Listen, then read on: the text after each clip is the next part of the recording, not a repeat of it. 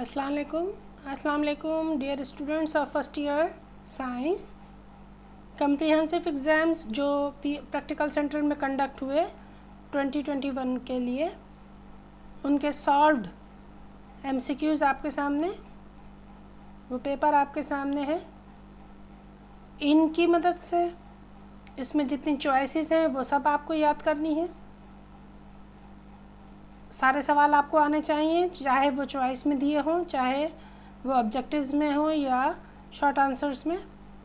उसके अलावा model paper को सामने रखिए, रिड्यूस सिलेबस को सामने रखकर डीजे साइंस कॉलेज और आदमजी साइंस कॉलेज के पास पेपर्स जो इस चैनल पर अपलोड किए गए 2015 यानी 2015 से 2019 तक, उनको देखकर अपने एग्ज़ाम की तैयारी कीजिए और सब्सक्राइब कीजिए चैनल को, क्योंकि अब एग्ज़ाम्स के बाद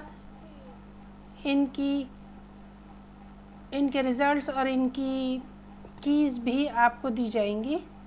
इनकी सॉल्यूशंस आपको बाद में मिलेंगी जो एग्ज़ाम के पेपर हैं, तो इनका ध्यान रखिए और चैनल सब्सक्राइब करें, जुड़े रहें, अच्छी तरह तैयारी करें।